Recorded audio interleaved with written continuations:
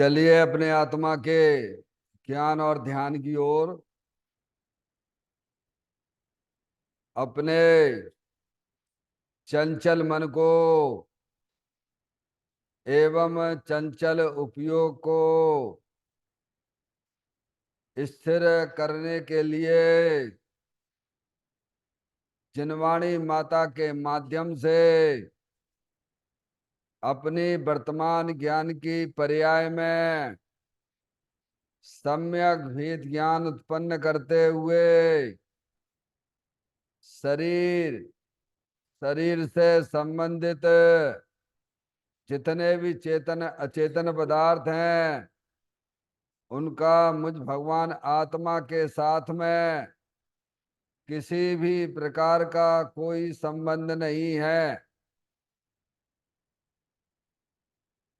इस प्रकार समस्त पर पदार्थों में अपने संबंध की वृत्ति को छोड़ते हुए अंदर में जो अखंड ज्ञान ज्योति स्वरूप भगवान आत्मा है उसमें ही वर्तमान पर्याय का संबंध जोड़ते हुए कि मेरा यह भगवान आत्मा सदा काल शरीर आदि पर पदार्थों से भिन्न प्रकट अखंड ज्ञान ज्योति स्वरूप है। ऐसा अपने आप को जानो और ऐसा ही अनुभव करो कि वर्तमान में ही मेरा यह भगवान आत्मा शरीर आदि पर पदार्थों से भिन्न प्रकट अखंड ज्ञान ज्योति स्वरूप ही है।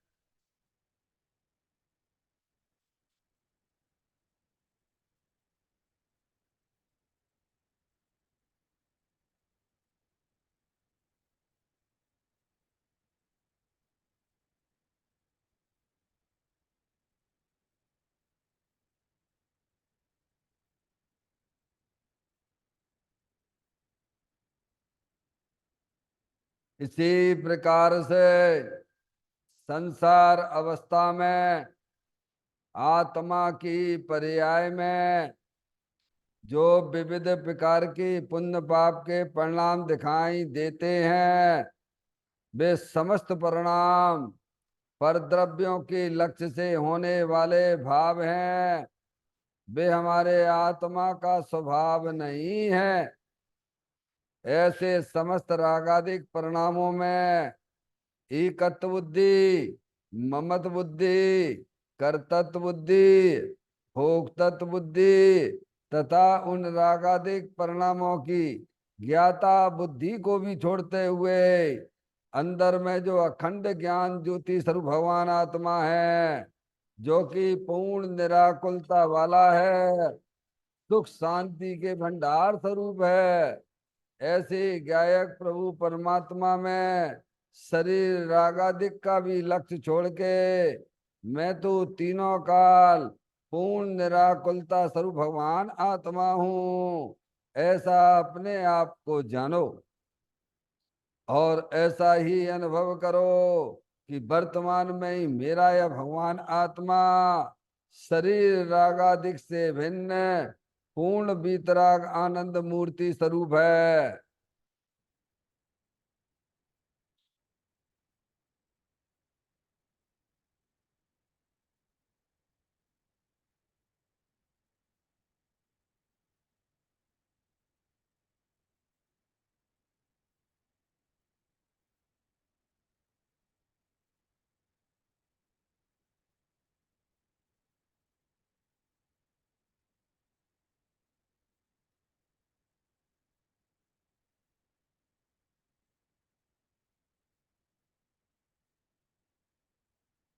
इसी प्रकार से संसार अवस्था में आत्मा के पर्याय में जो पर के लक्ष्य से होने वाला ज्ञान है वह परलक्षी ज्ञान भी हमारे आत्मा का स्वभाव नहीं है, वह तो इंद्रिय जनित ज्ञान है। इस प्रकार शरीर रागादिक और परलक्षी ज्ञान की पर्यायों से भी भिन्न मैं तो एकमात्र अखंड ज्ञान ज्योति स्वरूप भगवान आत्मा हूँ। ऐसा अपने आप को जानो और ऐसा ही अनुभव करो कि वर्तमान में ही मेरा यह भगवान आत्मा शरीर रागादेश और खंड खंड ज्ञान की पर्यायों से भी भिन्न एकमात्र खंड ज्ञान ज्योति स्वरूप है।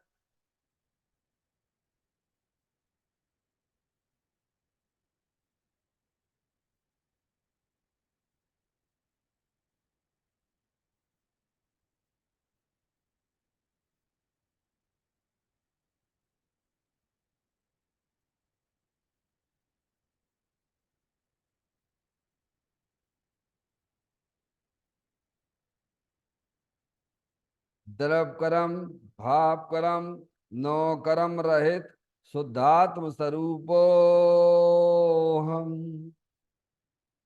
मेरा ये भगवान आत्मा सदा काल शरीर आदि नौ कर्मों से भिन्न है। मेरा ये भगवान आत्मा सदा काल ज्ञानावरण आदि 8 कर्मों से भी भिन्न है। मेरा ये भगवान आत्मा मूरागदिश भाव कर्मों से भी भिन्न है। इस प्रकार द्रव कर्म भाव कर्म नौ कर्म तीनों कर्मों से रहित मैं तो एकमात्र परम पवित्र शुद्धात्म स्वरूप हूं। ऐसा अपने आप को जानो और ऐसा ही अनुभव करो कि वर्तमान में ही मेरा यह भगवान आत्मा तीनों प्रकार के कर्मों से रहित एकमात्र परम पवित्र शुद्धात्म स्वरूप है।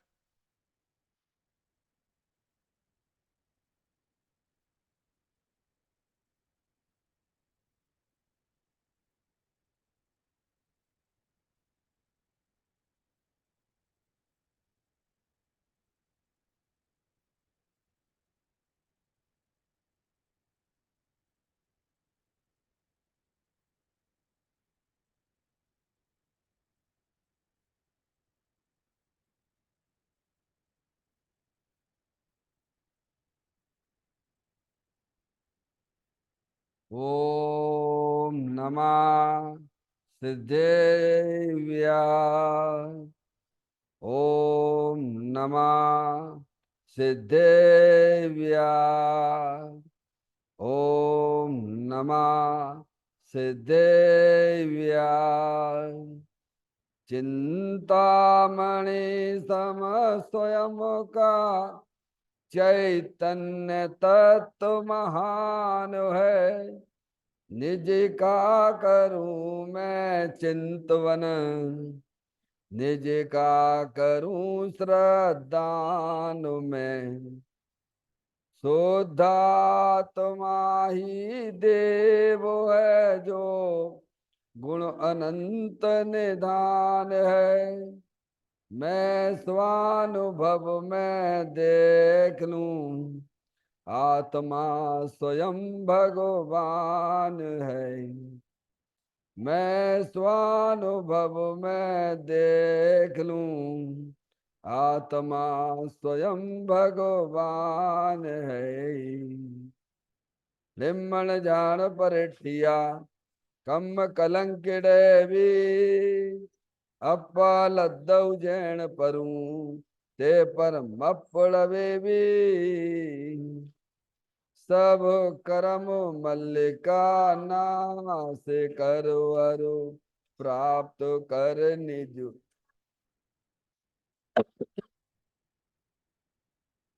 मल ध्यान में नम कर निकल परमात्मा। सब नाश कर घन गाति अरे हंत पद को पालिया। कर नमन उन जिन देव को यह काव्य पथ अपना लिया। श्री योग सार जी नामक परम आध्यात्मिक ग्रंथ स्वाध्याय हेतु में विराजमान है। आज से 1400 वर्ष पहले इस महान पवित्र ग्रंथ की रचना दिगंबर संत योगेंद्र महाराज जी हुए हैं। उन्होंने इस महान पवित्र ग्रंथ की रचना की और उन्होंने इस ग्रंथ का नाम योग सार जी रखा। योग सार जी का सीधा सा अर्थ है मुक्ति के मार्ग में। योग का मतलब जोड़ होता है। किसका किसके साथ में जोड़ करना? तो अर्यंत परमात्मा कहते हैं कि अपनी वर्तमान शुद्ध ज्ञान की पर्याय का अंदर में जो अपना त्रिकालिक ध्रुव भगवान आत्मा, जो सदा काल द्रव्य कर्म भाव कर्म नो कर्म से रहित अखंड ज्ञान ज्योति स्वरूप है, ऐसे ज्ञायक प्रभु परमात्मा में अपनी वर्तमान शुद्ध ज्ञान की पर्याय का संबंध जोड़ने का नाम योग है, जिसे शास्त्रीय भाषा में सम्यक दर्शन सम्यक ज्ञान भी कहते हैं। और चेतन भगवान आत्मा में ही अपनी वर्तमान पर्याय को मग्न कराना, लीन करना, स्थिर करना, उसे सार कहते हैं, यानी सम्यक चारित्र कहते हैं। तो योग सार क्या हो गया? सम्यक दर्शन, सम्यक ज्ञान, सम्यक चारित्र वाली निर्मल पर्याय, पवित्र पर्याय, जो अपने आत्मा के आश्रय से प्रकट होती है, इसे यहाँ योग सार कहते हैं।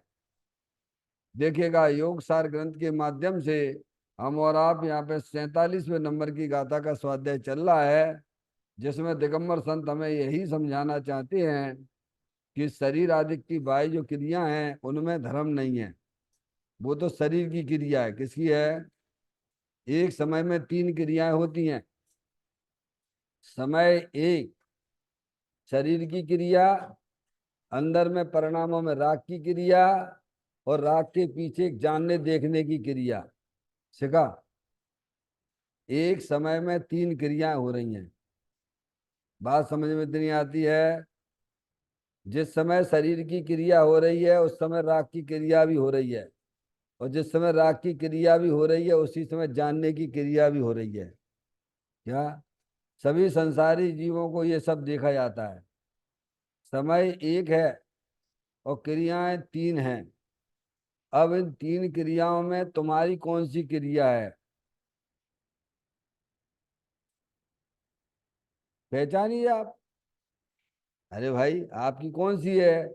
जो हम आप रहते हो कि नहीं रहते हो, अनादि अनंत रहते हो कि नहीं रहते हो? इधर आयो सिखा है ना। आप अनादि अनंत रहते हो कि नहीं रहते हो? जानने देखने वाले ही रहते हो ना। एक इंद्री में आप थे, दो इंद्री में आप थे, तीन इंद्री में आप थे, चार इंद्री में आप थे, संगी असंगी पंच इंद्री में आप थे। चार गति 84 लाख योनियों में आप थे कि नहीं थे? तो कौन थे आप? एक इंद्री वाले थे कि दो इंद्री वाले थे कि तीन इंद्री वाले थे कि चार इंद्री वाले थे कि संगी थे कि असंगी थे? अभी हमारा आत्मा यहाँ पर संगी पंचेंद्री मनुष्य पर्याय में है कि नहीं है? ऐसे पूर्व में हमें कई शरीर मिले हैं, अनंत शरीर मिले हैं। समझ में आई? अभी हम अपनी पहचान कैसे कराते हैं? शरीर है सो मैं हूं, तो ये जो कहते हैं मिथ्या भाव है, तुम शरीर हो ही नहीं हो। तुम तो अरूपी चेतन भगवान आत्मा हो, जानने देखने वाली चेतन आत्म वस्तु हो। बात समझ में आ गई? जिस समय आप एक इंद्रिय पर्याय में थे तब भी शरीर था, उस समय भी दुख रूप परिणाम थे कि नहीं थे? अरे बोलो। उसे आश्रव तत्व कहते हैं, उसे राग कहते हैं।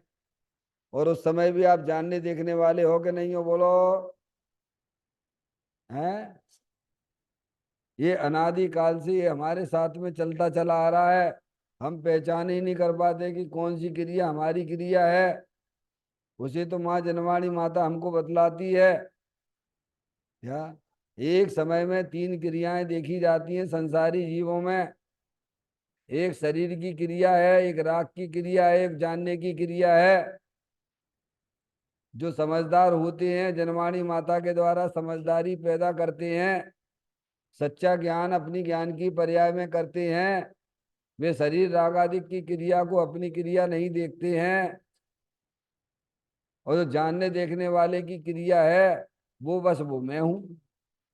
क्या है? अपनी चीज को पहचानिए। इसीलिए आचार्य भगवान लगे मैं एक शुद्ध सदा रूपी ज्ञान द्रव्य यथार्थ से कुछ अन्न वो मेरा नहीं परमाणु मात्र नहीं। अरे समझ में आई? अब पर की क्रिया है, तुम्हें क्या लेने देने भैया। शरीर पर की क्रिया है, राग पर की क्रिया है, जानने देखने वाले की क्रिया वो मेरी क्रिया है, उसे आप स्वीकार करिए। हमें अब अनादिकाल से हम क्या क्या भूल कर रहे हैं, शरीर की क्रिया को अपनी क्रिया माने बैठे। समझ में, अंदर में दुख रूपी आश्रम रूप क्रिया है, वो भी मेरी है, कौन की है। अरे भाई समझ में आती कि नहीं आती है। जैन दर्शन बहुत सरल है भगवान। समझ में आया, हमने उसी अज्ञानता से कठिन मान के रखा हुआ है। अपने ज्ञान में सच्ची समझ पैदा नहीं करते हो, इसीलिए तुम्हें जैन दर्शन बहुत कठिन लगता है। इसीलिए दिगंबर संत हमें इस बात समझाना चाहते हैं कि बाह्य क्रिया में धर्म नहीं है। बाह्य क्रिया कौन सी, शरीर की क्रिया। वंदना समझ में आती है बात क्या। बाह्य क्रिया यानी शरीर की क्रिया। शरीर की क्रिया में ना पुण्य है, ना पाप है, और ना धर्म है। जड़ है, वो तो जड़ है क्या। ये बात हमें पक्की निर्णय होना चाहिए, क्योंकि वो तो जड़ है।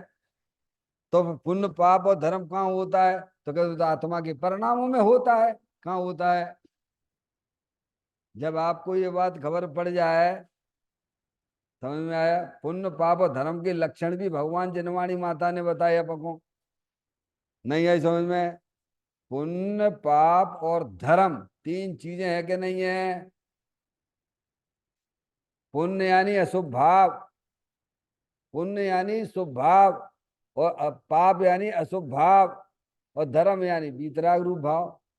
जिसे पंडित टोडरमल जी साहब ने पहले अधिकार में, आत्मा के परिणाम तीन प्रकार के होते हैं।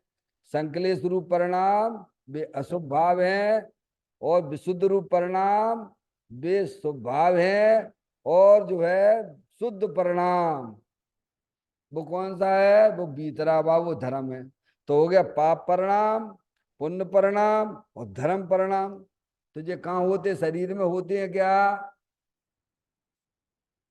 अब निर्णय करो ना भाई। अरे इतना निर्णय नहीं कर पा रहे, गजब है। पढ़ तो सब जाओगे तुम, बस पढ़ मतलब क्या निकले हो। अरे ये बात तो समझो भगवान, हम घर बैठे भी पुण्य कर सकते हैं कि नहीं कर सकते हैं। तुम यहाँ बैठे बैठे पाप कर सकते हो कि नहीं कर सकते हो, बोलो। यहाँ बैठे घर बैठे धर्म किया जा सकता है कि नहीं किया जा सकता है। कि मंदिर में ही धर्म होता है क्या। अरे मंदिर में ना पुण्य होता है, ना पाप होता है, ना धर्म होता है। समझ में आई बात। ये बिरले लोग जानते हैं, ये बिरले लोगों की समझ में आती है। पर अज्ञानी जीवों को ये बात ही समझ में आती, घर में पाप होता है और मंदिर में पुण्य होता है, और धर्म की खबर नहीं है। क्या कहा भगवान। जबकि बीतरागी संत अरिहंत परमात्मा आदि ये कहते हैं कि मंदिर में ना पुण्य है, ना पाप है, ना धर्म है। क्योंकि पुण्य पाप का धर्म का संबंध तो आत्मा के परिणामों से है। समझ में आ गई बात। उनके लक्षण भी बताए। अब आप पहचानिए, पुण्य पाप और धर्म का लक्षण भी बताया है।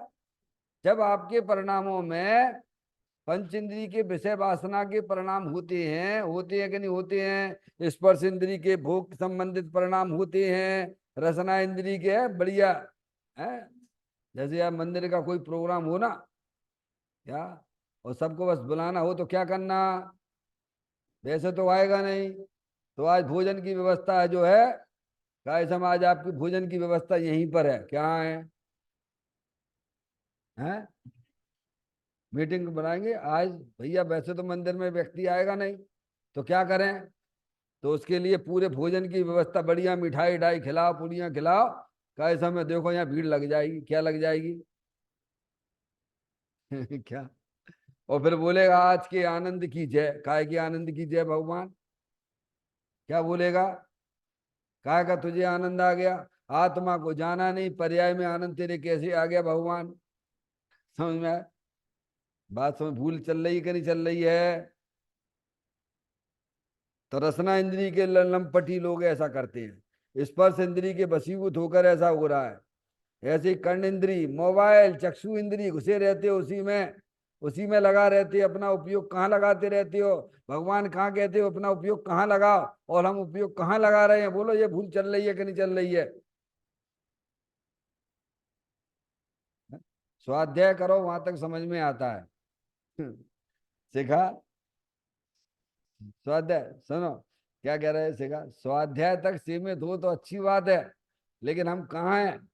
हम स्वाध्याय के नाम पे मोबाइल खोलते हैं तो उसमें गंदे गंदे फोटो निकलते हैं, और तुम्हारी रुचि पड़ी हुई है तो स्वाध्याय तो एक तरफ रह जाते हैं, वे गंदे फोटो देखने लग जाते हो। तो बोलो, पुण्य होगा कि पाप होगा? बोलो। नहीं आई समझ में? है?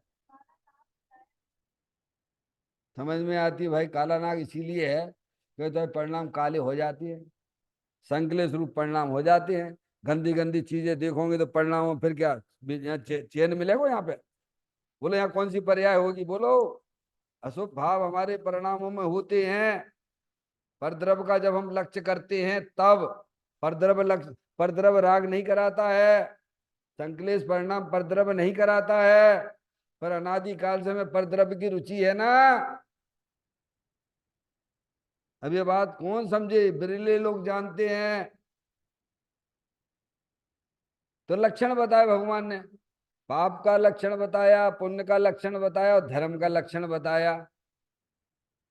परिणाम तीन प्रकार के होते हैं माता जी। इनको हम पहचान सकते नहीं पहचान सकते? बोलो। नहीं पहचान सकते तो पहचानो जनवाणी माता के द्वारा, इसमें अपना उपयोग लगाओ।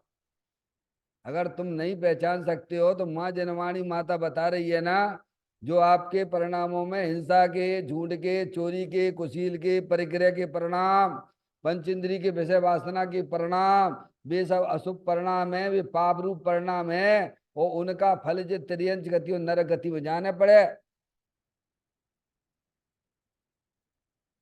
ऐसे ही हमारी आत्मा में विशुद्ध परिणाम होते हैं, अरियंत भगवान की पूजा के, भक्ति के, दया दान के, स्वाध्याय करने के, अनुव्रत महाव्रत जैसे परिणाम, रात्रि भोजन नहीं करने के परिणाम, वे सब विशुद्ध परिणाम में जाएंगे। वे शुभ भाव हैं भगवान। लक्षण बता दिया ना। ऐसे ही एक परिणाम होता है शुद्ध परिणाम, बीतराग भाव रूप परिणाम। तीव्र कषाय सहित परिणाम वे संकलित परिणाम कहलाते हैं। मंद कषाय सहित परिणाम विशुद्ध परिणाम कहलाते हैं। और कषाय रहित परिणाम बीतराग भाव कहलाता है, शुद्ध परिणाम कहलाता है। क्या कहा? बोलो। वंदना। ये तो हम पढ़ लिया, हमने पढ़ तो सब लो, पर ये भाव भाषण करो। हमारे आत्मा में जो तीव्र कषाय के परिणाम, बेचैनी के परिणाम, जल्दी फटाफट फटाफट फटाफट फटाफट, क्या कहाँ जाओगे तुम? ये कौन से परिणाम कहोगे ने? बोलो। दुखी हो रहे हैं, मरे जा रहे हैं, बेचैनी हो रही है, क्या? त्रियंच गति में जाने। भगवान से ना पूछे, भगवान का संदेश है, संकलेश परिणामों का परिणाम फल त्रियंच गति और नरक गति है।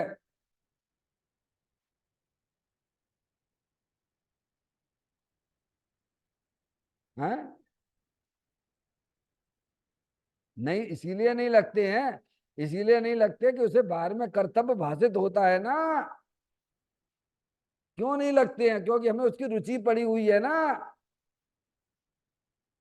इसीलिए नहीं लगते हैं संकलेश परिणाम। क्या कहा? लेकिन अंदर में भट्टी जल रही है, अंदर में परिणामों में उसके जो है असाध रोग हो गया है, मिथ्यात का महा असाध रोग पड़ा हुआ है। हैं? अब निराकुलता तो जब आएगी भाई, जब आप जिनवाणी माता के द्वारा वस्तु स्वरूप का ज्ञान करोगे, निर्णय करोगे, चिंतन करोगे, विचार करोगे, और अपने चेतन भगवान आत्मा के साथ पर्याय का संबंध जोड़ोगे, तो निराकुलता आएगी। क्या है? हाँ, तो निराकुलता का जो भंडार भगवान आत्मा है ना, भगवान, अब वहां अपना उपयोग ले जाओगे नहीं, वहां अपना ज्ञान लगाओगे नहीं, तो निराकुलता कैसे आ जाए? भगवान उपयोग तो लगाते दूसरी जगह, और फिर कहते हमारे साथ निराकुलता ही नहीं आ रही, कैसे आ जाए? बताओ, तुम बताओ। मिश्री जे रखी हुई है डाइनिंग पे, मिर्ची भी रखी हुई है, और जो है कैसे नमक भी रखो बहु है। अब मुंह जल रहा है तो क्या करें? मुंह जल रहा है तो मिश्री खाना भगवान, रखी है ना पास में तेरे, अब को खबाए? क्या, खुद को ही खाना पड़े? समझ में आया भैया? हम्म? आत्म को हित है सो सुख, आकुलता बिन कहिए, आकुलता शिव माई न ताते, शिवमग लागो चाहिए। आत्मा का हित तो निराकुलता रूप परिणामों में है, और निराकुलता शिव मार्ग में लगने से होती है, मोक्ष मार्ग में लगने से होती है। मोक्ष मार्ग किसे कहते हैं? सम्य दर्शन ज्ञान चारित ताणी मोक्ष मार्गा। और सम्य दर्शन ज्ञान चारित मोक्ष मार्ग कैसे प्रकट होता है? तो अपने आत्मा के आश्रय से प्रकट होता है। कहां से होता है बोलो? मोक्ष मार्ग वाली जो भगवान है, भगवान अरिहंत परमात्मा है, सिद्ध परमात्मा है, उनको तो फल प्राप्त हो गया, मोक्ष मार्ग का फल प्राप्त हो गया। क्या हो गया? अरे महावीर भगवान है, उन्हें मोक्ष मार्ग का फल प्राप्त हुआ कि नहीं हुआ? क्या प्राप्त हुआ? पंचम गति की प्राप्ति हुई। क्या हुई उन्हें? अरे भाई, वे अपनी आत्मा की आराधना में उन्होंने अपना मन लगाया, अपना उपयोग लगाया, तो पर्याय में अनंत दर्शन, अनंत ज्ञान, अनंत सुख, अनंत वीर जैसी परिपूर्ण निर्मल पर्याय प्रकट हो गई। अरिहंत परमात्मा हो गया पर्याय में, और अल्पकाल में फिर निर्वाण को भी प्राप्त हो गए। तो सबके फल आएंगे कि नहीं आएंगे? परिणामों की फल मिलेगा ना। हम यहाँ अशुभ परिणाम रखेंगे, हिंसा के, झूठ के, चोरी के, कुशील के, परिग्रह के, पंचेंद्रिय के, विषय वासना के, रात्रि भोजन करने के, समझ में आया? रात्रि पानी पीने के, वो कौन से परिणाम बोलो भैया? तुम्हें पता है कि नहीं पता है ये बात है? तो इसमें अहित किसका होगा? अगर अशुभ परिणाम रखोगे तो कर्मों के अनुसार कर्मों का बंधन भी होता है, और उसके अनुसार यह जीव उन गतियों में भी जाता है। क्या?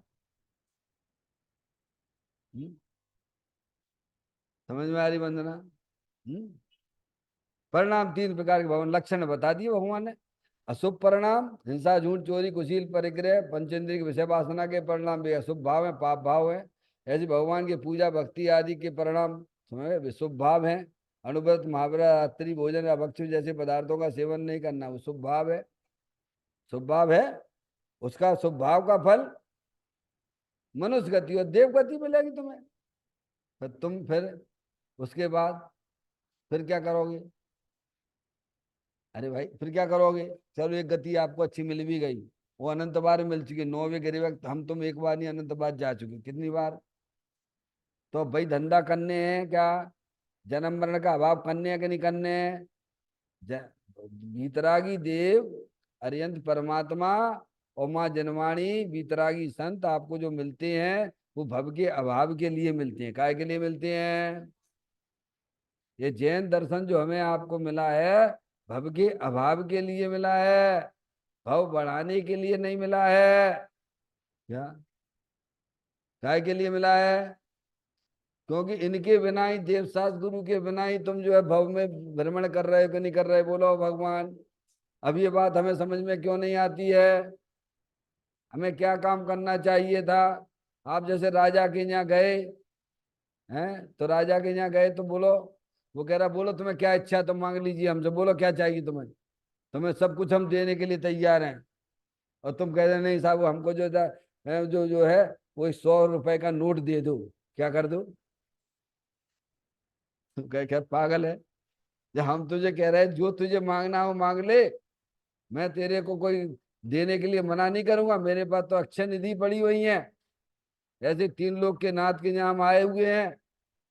समझ में आया भैया? वे कह रहे हम तो तेरे भव के अभाव की बात करेंगे, भव भव बढ़ाने की तो बात ही हम नहीं करेंगे, भव तुझे मिले ऐसी बात ही हम ना करेंगे। हम तो बीतरागी हैं, और बीतरागता का ही उपदेश देंगे तुम्हें, जो तुम्हारे लिए हितकारी है। क्या कहा भगवान? नहीं नहीं नहीं भगवान, हमें तो जो है घर में अनुकूलता मिल जाए भगवान, हमारे जो शरीर सही हो जाए भगवान, हम परीक्षा में पास हो जाए भगवान। क्या करते रहते हो? क्या? मूर्ख हो एक नंबर के, छठे छठाए। समझ में आए? हैं? मिथ्यात का दोष लगता है तो भगवान करता धरता है क्या? अरे दोष का लगता, महादोष लगता है। दोष ही नहीं लगता, महादोष लगता है। मिथ्यात का पाप लगता है, क्योंकि एक तरफ दूसरी तरफ का करता नहीं। तुम समझो इस बात को, भगवान कोई करता धरता नहीं है। भगवान से मांगना है, हो मेरी ऐसी दशा जैसी तुम धारी रे। अरे ये मांगो ना भगवान से, तो भगवान कहेंगे हम नहीं देंगे, हम नहीं देंगे तुम्हारी हमारी जैसी दशा जो हमने प्रकट करी है। तुम सच्चा ज्ञान करो, जनवाणी माता को सुनो, समझ में आए ध्यान से। और हमने अपने चैतन्य भगवान आत्मा को निरखा है, तो हम पर्याय में अनंत दर्शन, अनंत ज्ञान, अनंत सुखवीर जैसी पर्याय प्रकट कर ली है हमने। और तुम भी वही करो, क्या करो? तो होए मेरी ऐसी दशा जैसी तुम धारी नहीं। क्या भगवान है? भिखारी जैसा जीवन जी रहे हो। हमने आज सुबह इनसे क्या, हमने आज सुबह इनसे कहा, तो अज्ञानी दो तरह की हैं। क्या? एक तो पढ़े लिखे अज्ञानी और एक अनपढ़ अज्ञानी। नहीं आई समझ में? अज्ञानी दो तरह की हैं दुनिया में। एक तो अनपढ़, जिन्हें जिन्हें पता ही नहीं है, ठीक है। और एक को तो पता है, क्या पढ़े लिखे है, शास्त्र के द्वारा पढ़ेगा हुआ है। समझ में आई? समझ में? हम्म? तो वो भी अज्ञानी है। क्यों? अपने आत्मा का आनंद ही नहीं ले रहा हुआ है, तो अज्ञानी कहलाओ कि नहीं कहलाओ? ज्ञान करने से क्या होता है? ज्ञान कर लिया, पहले तो ज्ञान करना। अब आप समझ लो अपन कौन से में आते हैं। अपन इस तीन हैं, एक अनपढ़ अज्ञानी, एक पढ़ा लिखा अज्ञानी, और एक जो है पढ़ा लिखा ज्ञानी। बोलो किस में जाना तुम्हें? अपनी अपने देख लेना, अपने अपने परिणाम टटोल लेना। दूसरी जगह जाने की तुम्हें जरूरत नहीं है। समझ लीजिए आप, हमारी स्थिति कहाँ चल रही है। पुण्य के उदय से हम सब आ तो गए यहाँ पे, क्या कह रहे? पुण्य के उदय से हम सब आ तो गए, भगवान वीतरागी देव की शरण में आ चुके हैं, और माँ जनवाणी माता का भी श्रवण करते हैं। हो गया। लेकिन भगवान क्या कहना चाहते वो हम समझ ही नहीं पाते, भाव ग्रहण ही नहीं करते हैं। पढ़ लिए पंडित हो गए, पंडिये पंडिये पंडिये, कर्ण छोड़ तो स्कंडिये। क्या हो गया स्थिति है? बस शब्दों में ही मारा मारी चल रही है। क्या? अभी लोगों को यही तकलीफ हो जाती है, पंडित जी साहब थोड़ा आगे बढ़ो ना। अरे क्या आगे बढ़ो? इतनी बात तुम्हें समझ में आती है कि नहीं आती है? इतनी समझ में, इतना ही समझना है कि पुण्य पाप और धर्म का संबंध आत्मा के परिणामों से है। शरीर की क्रियाओं से ना पुण्य है, ना पाप है, ना धर्म है। इतने पाठ याद नहीं हो रहा हुआ है। क्या करोगे छह उपसम ज्ञान बढ़ा के भैया? है? अब रस आए कहाँ से? उपयोग कहीं और लगो हो। नहीं ऐसा जैसे चींटी थी ना, एक चींटी रह रही थी वहां कहाँ, शक्कर के पहाड़ पे, और एक चींटी रह रही थी नमक के पहाड़ पे। तो शक्कर वाली चींटी बोली कि हमारी सहेली है, मित्र है, वो वहां क्यों रहती है? यहाँ देखो हम मिठाई के सब मजे में आनंद उठा रहे हैं। तो वह करुणा आई, तो वह गई वो नमक वाली चींटी के पास में, बार बार बार बार बार बार उससे कहे, समझाए, तो हमारे घर चलो, हमारे घर चलो, हमारा घर बहुत बढ़िया है, बढ़िया खाने पीने की व्यवस्था है। तो बोले कि कैसा तेरा तेरा घर है और मेरा घर में कोई अंतर ही नहीं है। तेरा घर भी वाइट है, मेरा घर भी वाइट है, क्या तेरे मेरे में अंतर है? जब ज्यादा दूध चेंट जाता है नहीं, क्या? जैसे हम माँ बाप से बार बार कहें सम्मेद शिखर जी चलो, सम्मेद शिखर जी चलो, हमारी इच्छा तो नहीं है, नहीं नहीं चलो चलो चलो चलो। जब बार बार प्रेशर डाला जाएगा तो चलो ना, बेमन से चल रही वो भी। क्या? समझ, बेमन से चली आई, और चली आई तो उसने कहा टेस्ट कर, मीठी चीटी बोली टेस्ट कर। टेस्ट भी किया, लेकिन स्वाद तो वैसे ही आ रहा था जैसे नमक के वहां आता था। तो बार बार क्या, तो ऐसा कैसे हो सकता है? ऐसा हो ही नहीं सकता है। हो गया। तो फिर दो बार, तीन बार, चार बार, पांच दफे बोला। तो उसने कहा जरा मुंह खोल के बताना क्या है तुम्हारे मुंह में, ऐसा कैसे हो रहा है? तुम मीठा खा रहे हो, तुम्हें स्वाद नहीं आ रहा हुआ है। तुम तो कह रहे खारी जैसा स्वाद वैसे ही आ रहा। सुबह में देखी नमक वाली चींटी के मुंह में नमक पड़ा हुआ था। क्या कह रहे वंदना? है? तो स्वाद कैसे आएगा तुम बताओ हमें। है? कैसे आएगा बताओ ना। हम्म? अब वो डलिया निकाल दो और फिर तुम टेस्ट करो आता है कि नहीं आता है। ऐसे ही हम यहाँ बैठते हैं तो प्रेशर में बैठते हैं, काय में बैठते हैं? कैसे बैठते हैं? निराकुलता से बैठते ही नहीं है। अब पंडित जी साहब आगे नहीं चला रहे, आगे नहीं चला, आज तो गाती ही का पाठ ना करो। तो क्या ये प्रेशर कब खत्म होगा? घर में भी प्रेशर, मंदिर में भी प्रेशर, वहां बोलते जरूर हो। समस्त सांसारिक कार्यों का निषेध करके मंदिर में प्रवेश करना। क्या करना? किसी प्रकार का कोई पर्याय में कोई प्रेशर ना रखना, क्योंकि हम ना तो शरीर के करता है न राग के करता है। समझ में आया? हम तो जानने देखने वाली चेतन आत्म वस्तु है। समझ में आएगी भैया?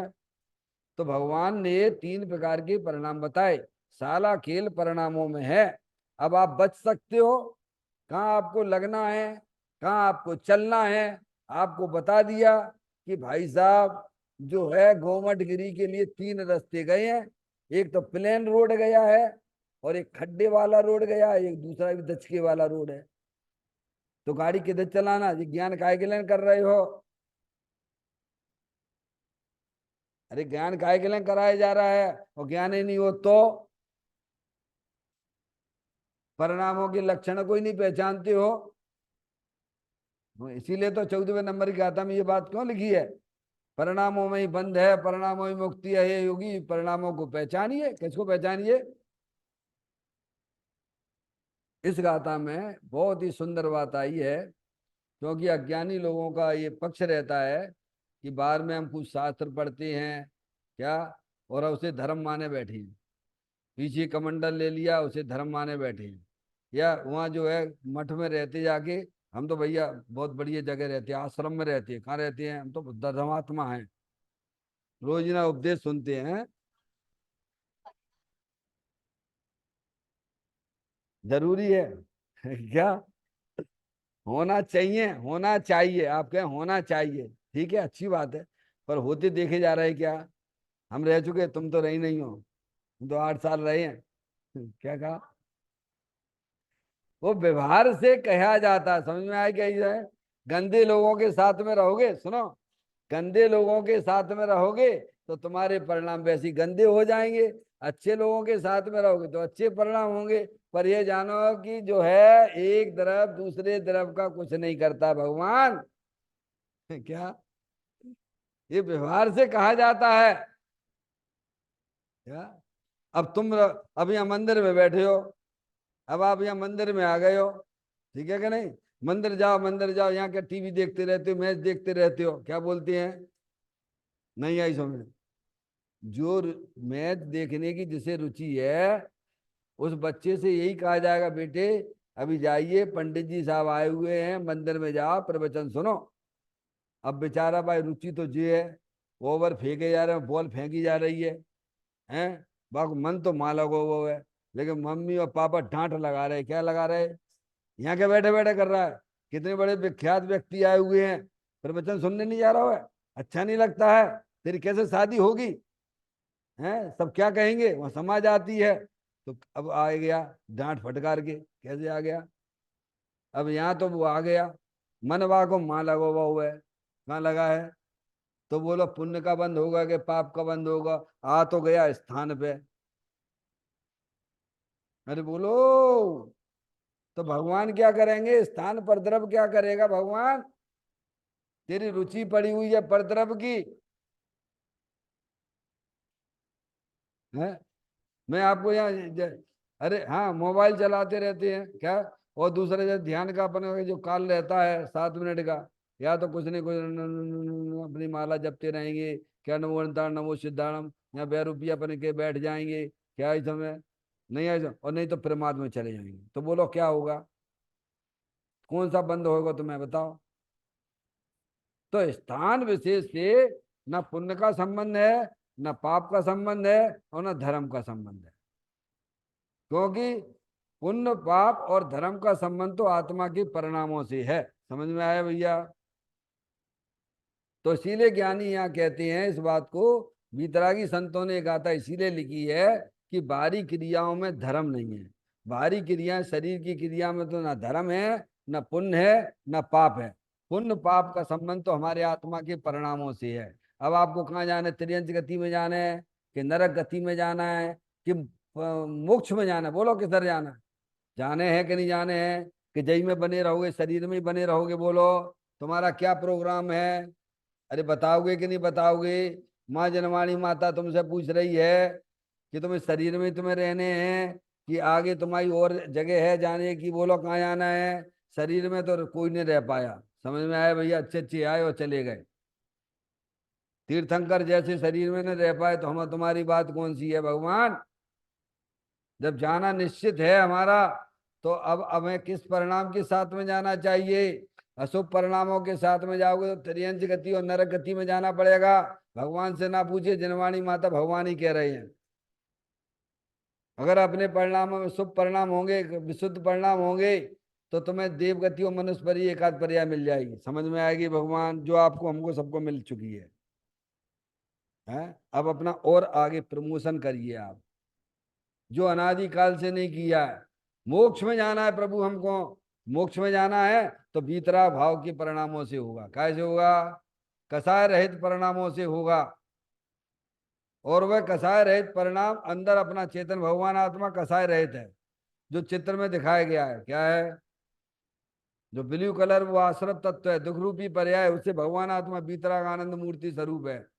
उसका ज्ञान करो, उसका श्रद्धान करो और उसमें अपने उपयोग को लगाओगे तो अवश्य तुम्हारी पर्याय में मोक्ष जैसी पर्याय प्रकट होंगी, तत्काल होती हैं। मोक्ष भी हमने आपको 6 प्रकार का बताया था। याद है कि नहीं है? एक दृष्टि मुक्ति, एक अवरत मुक्ति, एक प्रमाद मुक्ति, एक कसाय मुक्ति, एक जीवन मुक्ति और एक देह मुक्ति। कहाँ होती है सब ये? आत्मा के परिणामों में होती है। अब पहचानो इन चीजों को। और आत्मा ही नहीं हो तो? अरे ये तो पर्याय में होने वाले भाव हैं। 6 प्रकार की मुक्तियां तो पर्याय में होने वाले भाव हैं। वो किसके आश्रय से होते हैं? मुक्त स्वरूपी भगवान आत्मा के आश्रय से होते हैं। कैसे होते हैं? कैसे होते हैं? जो मुक्त जाने आत्म को वह मुक्तता को प्राप्त हो। जो अनमुक्त जाने, मैं बंधा हुआ हूं, मैं बंधा हुआ, मैं तुम काहे के बंधे हुए भैया? तुम तो हमेशा समय छुट्टे ही पड़े हुए हो, तुम्हारी दृष्टि खोटी है। कोई अपने आप को शरीर से बना दिख रहा है, कोई अपने आप को कर्मों से बना देख रहा है, कुछ नहीं तो अपने आप को राग से बना देख रहा है। क्या कहा भगवान? अरे अपना चेतन भगवान आत्मा तो द्रव्य कर्म भाव कर्म नौ कर्म से रहित अखंड ज्ञान ज्योति स्वरूप है। ऐसा निर्णय करो, ऐसा श्रद्धान करो और उसमें अपनी पर्याय को लीन करोगे तो मोक्ष मार्ग भीतरा भाव जैसी पर्याय प्रकट होती हैं, जो हमारा सबका आपका एकमात्र कर्तव्य होना चाहिए। हमारा आपका सबका सब कर्तव्य कौन सा है? बोलो। भीतराग भाव रूप पर्याय को पर्याय में प्रकट करना ये हमारा आपका कर्तव्य है।